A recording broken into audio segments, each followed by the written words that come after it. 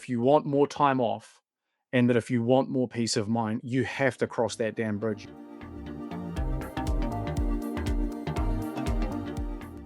People don't like being managed, they like being led.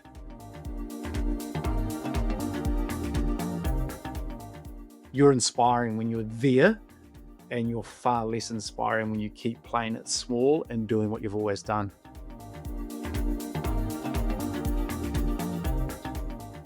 All of the firefighting, all of the, putting out the fires and solving the problems, we actually become quite unconsciously addicted to that. For God's sake, can you bloody sweep the floor? Have you ever tried to step back from the salon only to find yourself pulled right back in? Well, this episode is definitely for you. Today, we're going to dive into why so many salon owners struggle to let go, what really causes that, tug of war. Most importantly, we're going to talk about how to fix it. You're going to learn the simple shift to empower your manager, delegate with confidence, and truly step into your role as a salon CEO. And so if you're ready to stop micromanaging, start leading, let's get into it. Hey, Joel, thanks for joining me. Hey, Riss, thanks for having me. So you had this problem come up just recently in your leader squad coaching call. And I thought it was really good because it comes up often. We talk about it often, how to help owners overcome this problem. So I thought we should do a podcast on this topic. Great idea. Would love to. So we want to talk about why salon owners struggle to let go and exactly how to fix it. And I know this comes up often when salon owners really want to take that next step forward. And so, for an example, by the time you get to the leadership level of growth, the business is growing and we're wanting to think about stepping into being a CEO, reaching the $1 million mark. What typically can happen or can hold owners back is they get into this 2 steps forward, 2 steps back kind of cycle, and they take this big leap forward, but there's some infrastructure that's not in place, whether it's systems and processes, it's their leadership strategies, and they either hand off their clients to an upcoming team member or a brand new stylist. We should talk about that, but not right now. And then the stylist leaves and they have to go back on the floor, or they install a manager into the business and hand over a lot of the daily operational, tasks and responsibilities. But then, Joel, they keep doing the manager's job, and then they come to us and say, "Why am I paying my manager? Because I'm doing a job anyway." So, Yes. what are we going to do about this? How can we help salon owners let go of the struggle and the 2 steps forward, 2 steps back? What are your thoughts? Yes.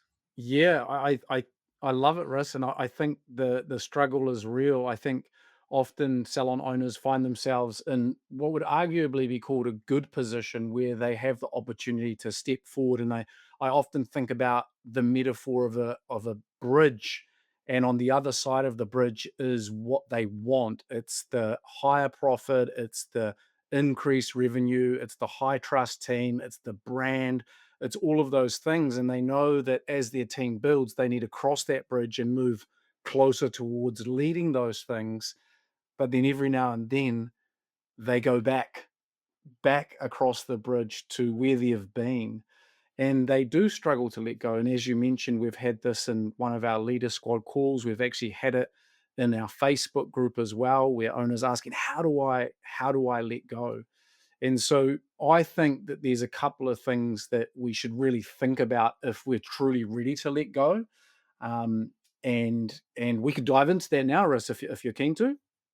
Yeah, before we do that, it just occurred to me that maybe the first gap is that people don't realize that that's actually the problem. The problem is that you're not letting go, or you think you're letting go, but you actually haven't. And I think you said something really important, which was ready. Are they ready to, or they think they want to, but they're actually not ready to?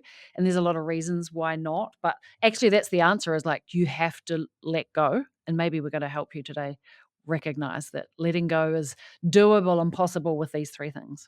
Yes, yeah, yeah. I think there's a real shift that if you do let go, then you have to step up and you have to step in, and we'll talk more about what that is, later on in the podcast. But I think that's the key, is that it does require courage to let go. And that's the territory of leadership, is being courageous. And on the other side of courage, all of us experience this beautiful thing called confidence. And if you have that in business, it's a great journey. It's a great ride. It's actually scary to let go though. Like I know as a business owner, both from having my salon and now running Salon Owners Collective, like every time that you hit a growth selling, it's time to let go of something else, which almost seems counterintuitive. You think, oh shit, we've stopped growing. I must do more, hold on to more, fix more. But actually we need to let go. But that means letting somebody else in to Yes. to take that place, and that is scary. Like, that's the scary bit. I just think about now, do you know, we're on a bit of a fast track growth, Joel, and we're letting some new people come in and do some things that you and I typically do, and it's a little bit scary, It a little is. bit It's scary. scary. Yeah. And that's okay. It's Yeah, it's okay. good. Like, it's not supposed to be like this beautiful tram ride down the parade. And, like, that's not No. business. That's it's not what we signed up to. And it's not what we've experienced in the past. So we often talk about decline from a business perspective is stressful, stagnation is stressful, and so is growth. Growth is stressful as well. So it's kind of like choose your heart a little bit. Um, Yeah, yeah, I think that's important. Like, agree. letting go is difficult, and there's a way to do it. Alright, well, we're gonna make it really easy today to make letting go easy. What do you think is the number one thing that we need to think about when we wanna level up, fast track up, let somebody else in, and let go? What's first? Yeah. So the thing that I observe is that so often the reason why a salon owner at that leader stage can't let go is because there is unclear roles between themselves and their manager. Um, that their role is actually not defined, which is actually quite common because you do it all, right? You do all of the things. And so why would I write out a role for myself? I just do everything. Um, and even talking to some of our owners, it's like they haven't actually defined their manager's role either. And so if you have a manager role and an owner role and they're not defined, then how do you actually let go? Like, it's not even possible.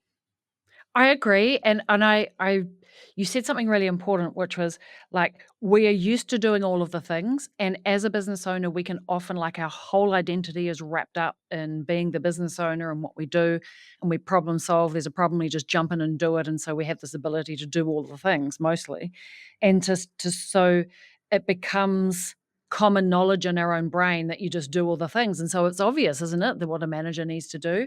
Don't Can't you see, manager? Just do the things, Just because do we the can thing. see the things and do the things, but they can't see the things. It's not obvious to them. They're not, at the coal face, and so separating out what they need to do, what we need to do, it's a little bit like dividing our own personality. It's a little bit Yes. hard. Yeah, absolutely. And I think, if I was going to offer solution here, it's like go and get really clear about the two roles.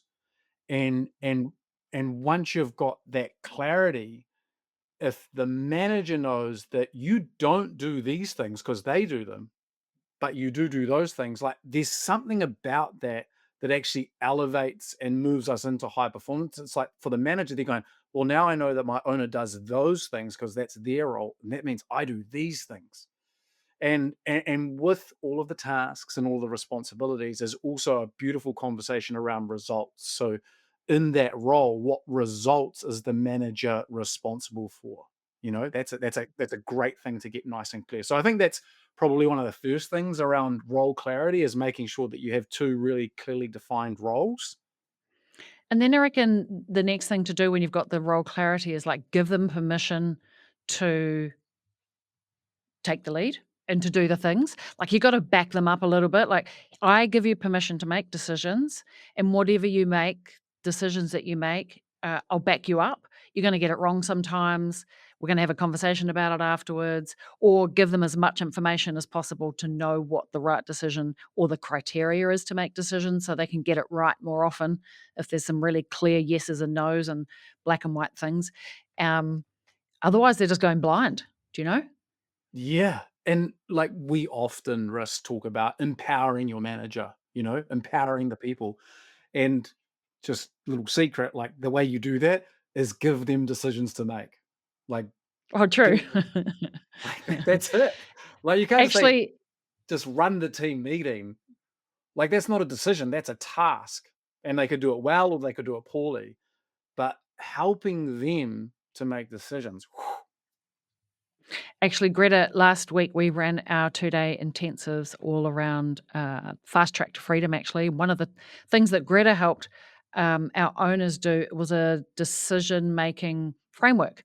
Like, how do you decide? How do you give permission to your owner and fully hand over the baton, so to speak? So there's real clarity around that. That was super powerful. And then I think the other thing is that, like, give them incentives and bonuses or opportunities to grow so they're rewarded for the right behavior, Yes. Yeah. When they to achieve produce some things. Yeah, 100%. When they behave in alignment with their role, with the key responsibilities, when they start making decisions and producing results, that needs to be rewarded. Absolutely. And that will be empowering as well because it's reinforcement that I'm on the right track. I should keep going. And as they do that, you get to cross the bridge. You get to actually step up and into what you need to do. Oh, yeah, that's the key, right? Get them to take off the things off your plate so you can go and do the next things, the growth things. And then when you do that, get the heck out of their way and let them do their job. Because I think part of that, do you know, as I spoke to before, 2 steps forward, 2 steps back, is that we hand responsibility, but we do it poorly, and then we step in. I know I've done this in the past. You step in because 'cause they're doing it poorly rather than helping them do it better. We step in and kinda go, "Well, let me fix it. I'll just do it because it's faster." Yes. Like, get Yeah. out the And way. this is really important, and I think it's tough territory for a lot of people. And I think there's a key phrase that I would introduce here is if you have to step in, make sure it's absolutely necessary. Like absolutely necessary are two key words. Because something powerful happens when, in this instance, a manager makes a mistake and they actually work through their own self reflection, self feedback, and then course correction. And you'll be surprised that once you have a clearly defined role for your manager, how that will actually start to take care of itself a lot, that they will, improve on their own mistakes. And if you provide a culture where it's okay to make mistakes, then people will grow. Love it. I know many owners struggle to delegate a little bit, Joel. Like, why is this a problem? Yeah, yeah. This is absolutely, if there was the second thing would definitely be about delegation for sure. I think, you know, when you run a business or run a family or run a house, like you just start to become really familiar with everything that's required to make it tick. And so we actually become quite good at micromanaging the details. And if we don't stop that, it just continues because it works at home, it works in life, it works in the calendar to micromanage the details. But actually, people don't like being managed. They don't. Hey, I just wanted to quickly interrupt you and say, hey, a quick thank you. Thank you for tuning in, and I hope you're loving this episode.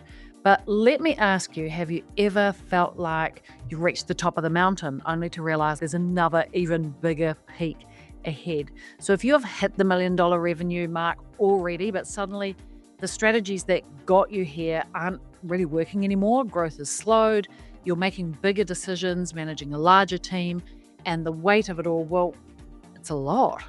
It's exactly why I created the Salon Mastery Boardroom, and it's an exclusive place designed especially for salon CEOs like you, where you've gained a high level of achievement already. In the boardroom, we discuss high level strategies, leadership insights, business model shifts, and things that we need to reach the next big milestone. Sometimes you just need a new milestone. Inside of Boardroom, you'll also be surrounded by powerhouse women and men, a powerhouse of community and other $1 million plus salon owners sharing insights, challenges, breakthroughs, because scaling to multi-million dollars, well, you shouldn't have to do it alone. So, if you're ready to take your salon and your leadership to the next level, Let's talk. I'd love to invite you to a complimentary $1 million strategy call. We'll map out your next steps, explore how boredom can support your journey. All you need to do is click now. I've put it in the show notes of this episode. Let's talk about your business and see if we're the right people to help you with your next step. All right, well, that's enough for me. And let's get back to the episode. They don't like being managed. They like being led. They really like being led. So we have to deal with that, and we have to figure out how to delegate. We really have to figure out how to delegate. And when I say delegate, or we talk about delegation, we're not talking about, hey, here's a task. I don't want to do it anymore. You do it because you're the manager and you report to me. Like, not And I'm out. abdication, not dumping shit on me. That sucks. No one wants that. That's not Yeah. empowering, you know? So, Okay, yeah. so good delegation, no abdication, no like dump and run. I think the other thing that I always think about when I'm trying to delegate is like, what does done look like? How does somebody get a tick? Like, how can I say, oh, I did that, like achieved it? I can tick it. And that frame always helps me write it better or speak it better so they know, oh, this is what done is. This is what good looks like. And I think too often we just say, here's the problem, you fix it. We don't actually spend the time saying, this is what a completed looks like. Yes. Yeah. We here at SOC, like one of the questions that we ask of our team members is, are you aware of what success looks like for you in your role day to day? Because you can't wait till the end of the quarter or the end of the year to look back and go, we did it. Like that's a arduous journey. Like no one's going to sustain that length of time for you to finally go, now you get a pay rise, or now you, like, there needs to be that knowing that I know what success looks like for me in my role as manager day to day. That's really, really important. Um, the other thing that comes up for me here is, you know, uh, making sure that as the owner, you are allowing learning to occur. Like this is important. Like they're not done. They don't even have a role yet. So they're not going to do it perfectly. Um, like there's going to be learning, there's going to be a learning curve. And I think your role starts to become coaching, uh, feedback, questions in a curious tone. That's going to be really helpful. I think we've got to remember too that, like, as a business owner, when you're handing over something that you've looked after for, years on years, like you're in a learning curve as well as the manager on how to coach someone to be a good manager. And you get better at that each time you change or a new manager comes in place. You get better at that. Um, and teaching them through the journey because the learning is a journey. You don't just go, this is how you do it, and they know it from the first conversation. And you have to go through that multiple times. And I know for me, sometimes I forget what it's like to be back at the beginning of learning something because I learned it like 12 years ago or 20 years ago was the first, or 2 months ago. And I've forgotten what it's like to not know it because I'm just in it and I know it. And I feel like, I'm an expert and it becomes commonplace. So we do have to, I guess, reassess constantly that, or have patience that they're on a journey. It's not my way or the highway. And as you mentioned before, um, it allows you to step away and raise your own expectations of yourself on the next thing, on the growth Yes. journey. Do you know? Yeah. Keep an eye And on that prize. absolutely. And part of this concept of letting go is actually trusting, right? It's that's it. And so we ran a whole intensive on this last year, Russ, in February last year, actually, around trust. And so I trust you, you trust me, we all trust each other. Like, where does that start? Like, how do you start to sow the seeds of trust so that those other aspects can occur? Is like you have to trust, in this case, the manager. And part of that's about, allowing them to learn, make mistakes, get better, etc. So this is really important. Yeah, I think, in a certain way, we just have to remember that it's not going to be perfect to begin with, and that's okay. That's okay. I Yeah, struggle with that one sometimes. I'm still yet to achieve perfection Yeah, yeah. myself. So, and we're doing all right. We're doing okay. We're doing fine. Yeah. All right. Um, Number three, should we dive into Let's number do three? that. So we've got we've got What is the third unclear thing? roles between the owner and the manager. We've got struggling to delegate. And then the last one is, of course. So you're on the bridge and you can see the promised land on the other side. Like, that's where I need to go to. But number three is really like not actually crossing the bridge and fully stepping into your CEO role, which is obviously what we teach here at Salon Owners Collective, is to go there. You've got the roles in place now. You've learned how to empower and to delegate. And now you need to go. You need to move forward and cross the bridge and get out of the daily problems, get out of the operational things and start to really step up and have that CEO view of the big picture of the business and of growth as well. And sometimes my experience, and I'll be keen for your thoughts here too, Russ, is that owners, they want to let go and they're happy to clarify the roles and to start delegating, but maybe they're not ready to step up and into this new identity, this new evolution or way of being of leading their salon. Do you think maybe that comes from, like, just not having a precedent of, like, what's possible or not having seen it before and, like, I know how to be a manager, I know how to do daily operations, but what do I even do? Like, I know some people come, I speak to when they come into the program, they're like, "Well, you say the CEO thing, Larissa, but what even is that? Like, what do I even do? I'm just, like, cutting some hair over here. What is this thing?" And so part of it is, like, I don't have a vision for what's possible, Yes. maybe? Yeah. Oh, it's so good, isn't it? Like, that is my favorite question to get asked. Is like, so how do I CEO? How do I lead? How do I do something I've never done before, probably that well, and let go of the things that I'm actually really good at? Like, I'm great at micromanaging, Joel. So let me Yeah, take all that.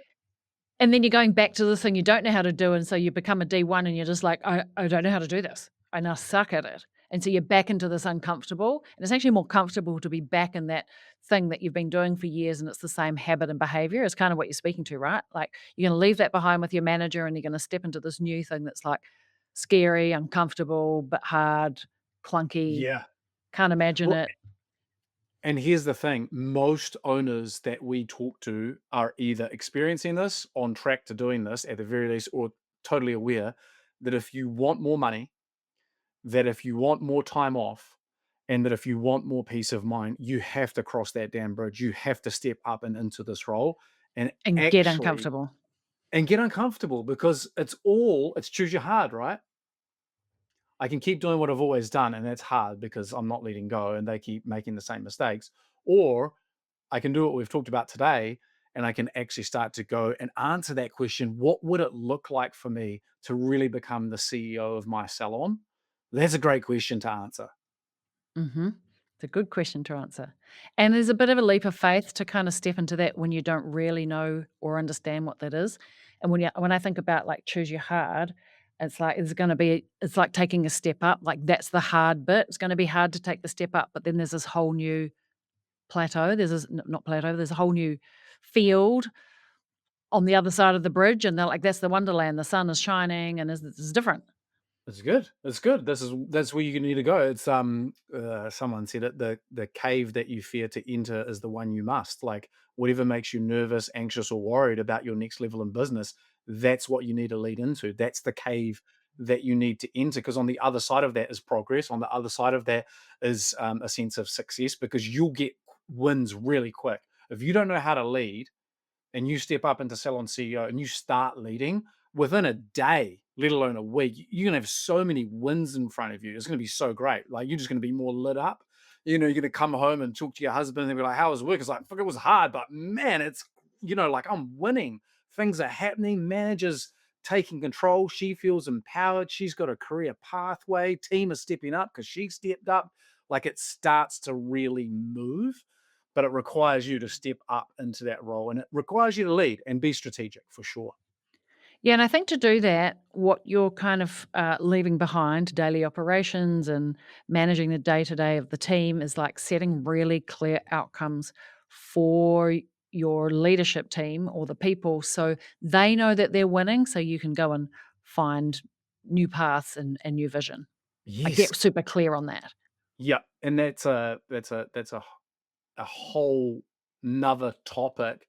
But yeah, you being able to do that and truly let go, your team and your manager, your leadership team, if you like, need to be winning. They need to be clear about their roles. They need to know what success looks like. You need to have a culture that's got a high level of trust. I'm not trying to make a big long shopping list of all the things that you need. It's actually all happens when you start to step up yourself. So I think that's really important. Having those clear KPIs and outcomes is absolutely critical. One other thing that I'd add in as we start to wrap up that stepping into your CEO role is that sometimes all of the firefighting, all of the, putting out the fires and solving the problems, we actually become quite unconsciously addicted to that. Like, oh, there's a situation, everyone else is stressed out. I've been here before. I come in, I be a little bit stressed, angry, or frustrated. I sort it out. And it validates us in terms of the work that we actually do. And whilst that's good, it's not great, and it's not what's required for you to actually cross that bridge. And one of the things that we talk about is, instead of telling your people what to do or fixing all the problems, you got to really become coach. And I don't mean sporting coach, because that's still a little bit Talmud. I mean like coach, like the profession, like asking great questions, guiding people, inspiring them with the way forward, developing them.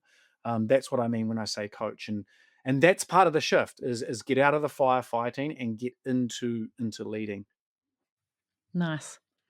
I know that this could feel big and overwhelming to someone listening now, going, "Oh my god, like I don't even know how to do that."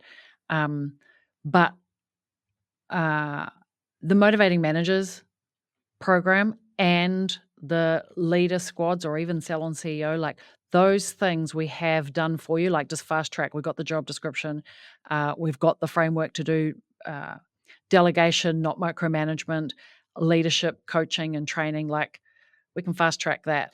Um, but I just like almost feel the sense of like, oh, that's a lot. That's a big leap if you're listening to that. Um, but Yeah, yeah. Well, can I soften the blow a little bit there, Riss? It is a big leap, but anything worthwhile in life requires courage. It does. And if you're listening to this, you know that when you think about some of the greatest things that you've done, like if you look back, it's like, oh yeah, I was courageous. Oh yeah, I didn't fully know and it was hard, but I went for it. And we've talked today about crossing the bridge. Like maybe right now you're on the bridge, and Joel and Larissa have talked about you've got to go over there and step into that role of Salon CEO and stop going back to support the team. But here's what actually happens is that the moment you cross the bridge yourself and you're courageous enough to do it, and you start stepping into your role, your clearly defined role as Salon CEO, is what happens is your people cross the bridge too, and they come over with you, and that is what makes it so much so much more digestible, so much more comfortable, that you're not actually separating from your team. You're actually bringing them with you. You're elevating the entire business, the entire team, the entire culture into something better than it is now. I'm pleased you said that actually, because I think it's really easy for an owner who's stuck in the weeds to think like, let's stay on the bridge since we're, doing the bridge, is that we have to get behind the team and we're pushing and shoving them across the bridge and they're a little bit reluctant to go over. And that feels exhausting, but actually what you're saying is like, take the leap, walk across the bridge, and when you get to the other side, it's really easy to go, "Hey guys, come on over here because like it's sunny and there's lots of fruit trees and we can have a picnic." And then they're like, "Oh yeah, I want to go there." And they come willingly, like that you're leading the way, and that's quite different than getting behind and going, "For God's sake, can you bloody sweep the floor?" Push, push, do you know? And that's quite a different energy. There's such a different energy. And here's the thing, you don't even have to ask them to come over. They'll come over because They'll most run people over. out there, they just want to be around an inspired owner or leader. Like that is competitive advantage in workplace. If you want to be the employer of choice, just be that which we've talked about, and your people will follow you. You're inspiring when you're there, and you're far less inspiring when you keep playing it small and doing what you've always done. Yeah. So if you're feeling stuck in the day-to-day and you're really ready to finally step into your CEO power, like step into that role as a salon CEO, the time to act is now. Like, don't wait. We don't have another year to wait until we can be successful. You don't have to figure it out alone. Like, we've done a lot of the heavy lifting for you. And inside Salon Mastery, we help salon owners just like you build a brand, dream teams, cross the bridge, create profit, lead with clarity, confidence. So if you're ready to let go, because that's the key word here, and grow, Joel and I would love to help you map out exactly how to do that. And just jump on a call with me or one of my team, and we'll get really clear on, like, where are you now? Where is the bridge? Which one are you going to cross? And we can help you with those next steps. Hey, Joel, that was really cool. Thanks for hanging out with me yet again. Awesome. Thanks, Russ. It's been a pleasure. All right. And see you same time, same place on the podcast next week. Ciao for now. Ciao.